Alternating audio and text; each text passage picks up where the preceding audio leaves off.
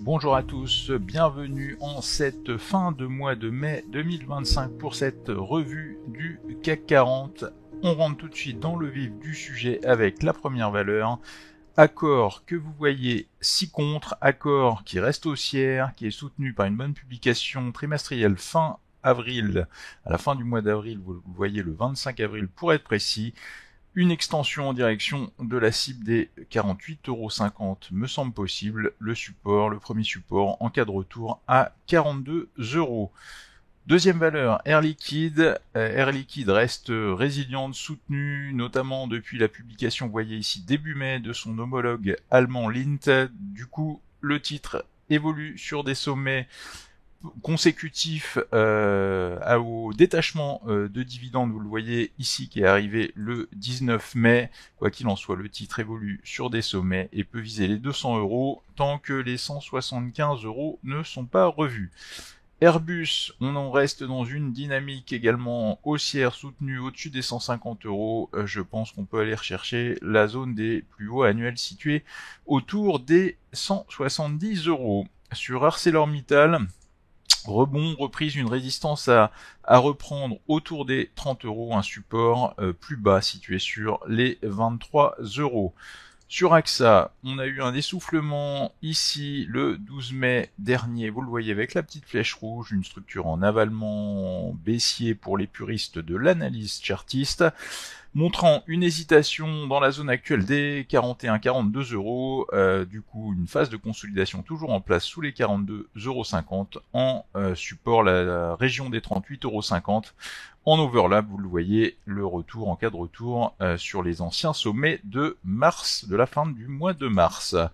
Sur BNP Paribas, une résistance, un cap à 80 € dont on s'approche, mais la chose semble délicate et on hésite un petit peu à aller tutoyer ce seuil. À l'inverse, à la baisse, un support dans la zone des 70 €. Sur Bouygues, le titre reste résilient, défensif, une zone de résistance est néanmoins testée dans la région des 40 €. Je ne serais pas étonné que ça consolide, que ça cale un petit peu, quoi qu'il en soit, à l'image d'ailleurs indirectement d'Orange. Aussi dans le secteur des télécoms, le titre avait profité de l'actualité autour d'SFR, quoi qu'il en soit, donc une première résistance au-delà des dans la zone des 40 €. Si elle est franchie, on pourrait viser de nouveaux sommets, et à l'inverse, un premier support envoyé à 37 €, plus bas 35 € en cas de correction plus marquée. Vous voyez cette zone d'overlap que je complète avec l'ellipse orange. Sur Bureau Veritas, une résistance en approche autour des 31 €, vous le voyez, les plus hauts annuels tout simplement du titre que je complète ici avec le rectangle bleuté. À l'inverse, un support à 27,50 €. Sur Capgemini, le titre s'est bien repris depuis sa publication, là aussi fin avril, une résistance à 157 €, un premier support intermédiaire à 135 €. Sur Carrefour, là aussi le titre s'est repris, a profité, vous l'avez sans doute vu et entendu et lu l'actualité autour d'Ahold qui avait visiblement des velléités de rachat de son homologue français. Quoi qu'il en soit, donc le titre est remonté vers les 15 €, commence à caler ici, vous le voyez, avec une structure un peu comme sur AXA, survenue du coup le vendredi 23 mai, donc vendredi dernier à l'heure où j'enregistre cette vidéo. Vous le voyez, donc un essoufflement dans la zone des 15 €, un premier support à tenir autour des 14 €, une résistance dans l'hypothèse haussière autour des 16 € les derniers sommets.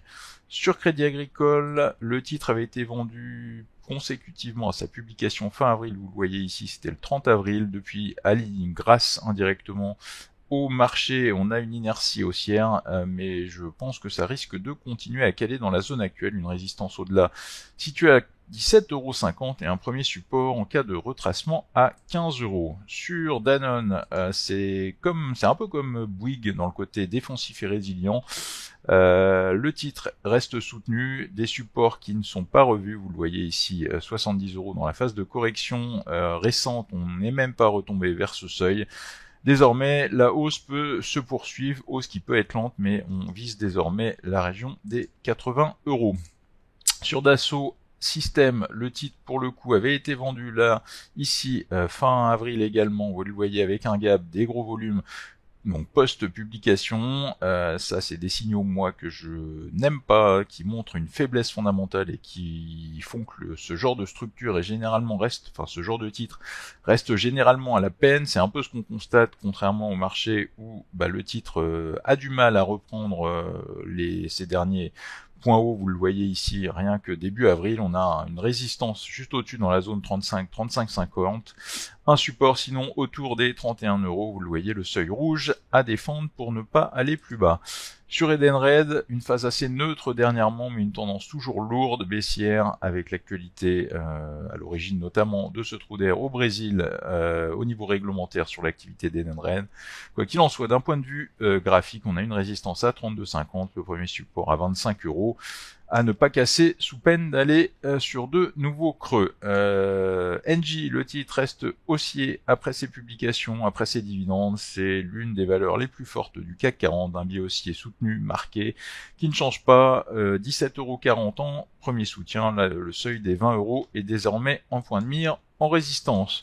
Sur EssilorLuxottica, le titre a été un peu à la traîne, reste hésitant, vous le voyez encore vendredi 23 mai, il a été vendu, on reste plutôt en mode consolidation avec une résistance à 280 € et un support à 225 € à la baisse. Sur aux fins scientifiques, le titre tente de se reprendre, mais il faudra s'installer plus durablement à mon sens autour des 60 € pour redonner vraiment un biais de moyen terme haussier. On a un premier support à l'inverse situé à 52 € en cas de retour, vous le voyez.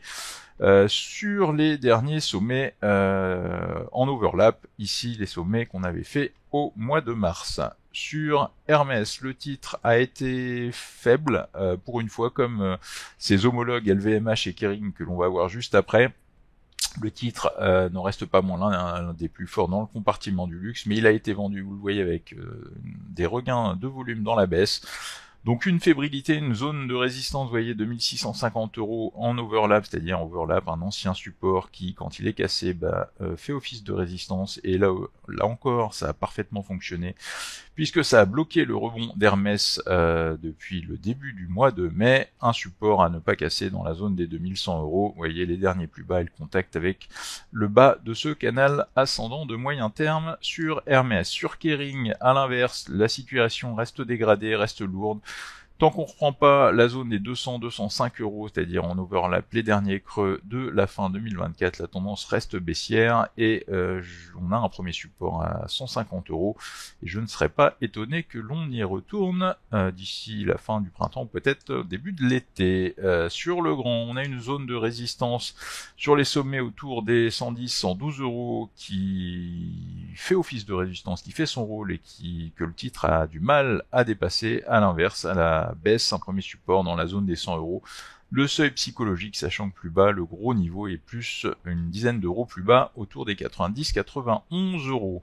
Sur L'Oréal, ça s'était repris, le titre s'était repris sur la fin avril, vous voyez, dans un regain de volume. On reste en phase de consolidation depuis 2-3 semaines maintenant. Personnellement, je pense toujours qu'on peut avoir une relance haussière au-delà des 400 €, vous voyez, pour aller viser la zone des résistances des 405 € précisément.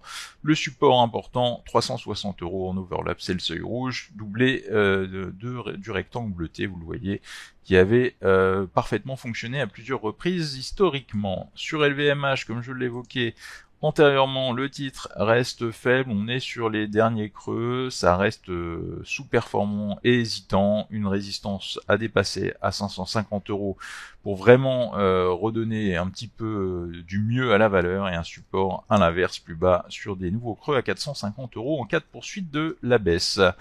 Sur Michelin, le titre teste actuellement, vous le voyez, cette résistance descendante, résistance oblique. Je ne serais pas étonné que cela conduise à une consolidation, une correction intermédiaire. Si on la dépasse, cela ouvrirait la voie à la zone des 35,50 €, vous le voyez ici avec le rectangle bleuté sur mon graphique. Et à l'inverse, le premier support, en cas de correction, il est à 31 € sur le court terme sur Michelin. Sur Orange, ça reste soutenu défensif, comme je vous le disais, avec Bouygues par rapport à l'actualité sur SFR dernièrement, première partie de mois de mai, enfin précisément le 20 mai, vous le voyez avec cette impulsion sur Orange. En termes d'objectifs, on a la zone des 14-15 € en point de mire, et le premier point de repère 12,25 € en retour en overlap, un petit overlap, vous voyez, qui avait été testé depuis le mois d'avril à plusieurs reprises et qui a plutôt bien fonctionné. Sur Orange, le titre peine à vraiment relancer, à s'installer au-dessus des 100 €. Vous voyez, on a une grosse résistance descendante toujours en place. Donc tant qu'on reste sous les 100 €, prudence, et les derniers points bas sont en repère en termes d'objectifs de support possible pour envisager une réaction.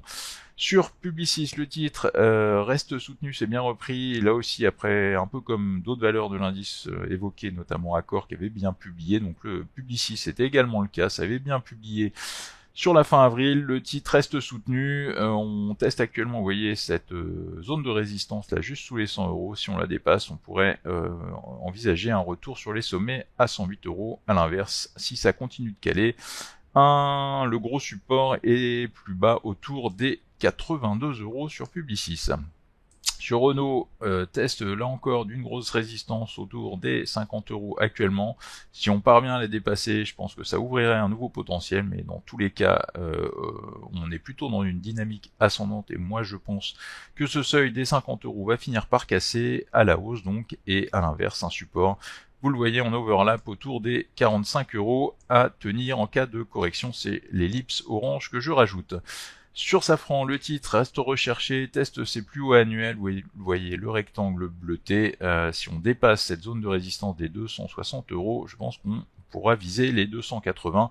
Le support, il est autour des 240 €, juste en dessous de 138 €, vous le voyez avec l'ellipse orange ici que je rajoute sur mon graphique.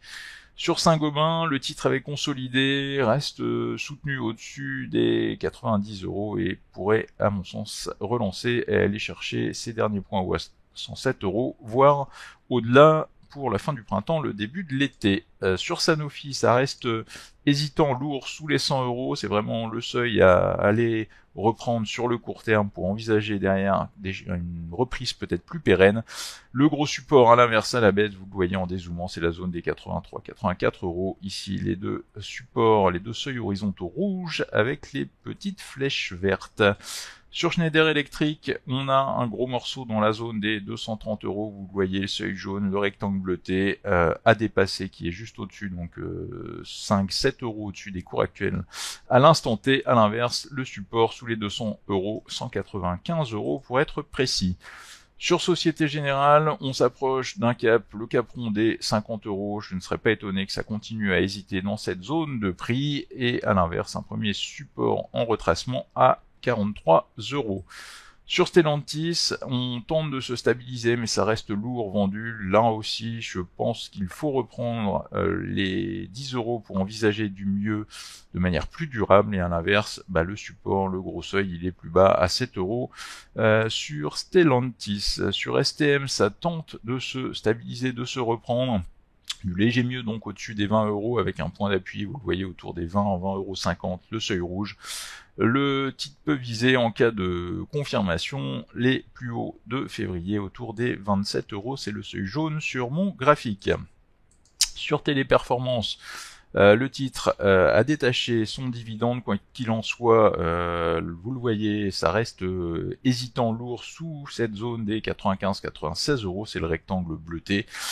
Si on le dépasse, on pourrait envisager du mieux et possiblement mettre un terme à une grosse tendance baissière de moyen long terme, mais je pense qu'il ne faut pas présager, en tout cas moi, je surveillerai ce dépassement des 95-96 € pour possiblement y aller, et à l'inverse, à la baisse, eh bien le support des 80 € dans la zone, vous le voyez juste en dessous des 80 €, on aura aussi les 76, donc la zone de repère 76-80 € à la baisse.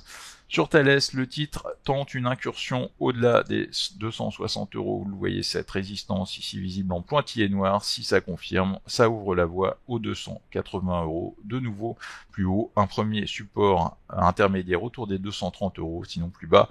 Les creux de février, 205 € en appui. Sur Total Energy, ça reste lourd, la faute évidemment au pétrole sous les 55 €.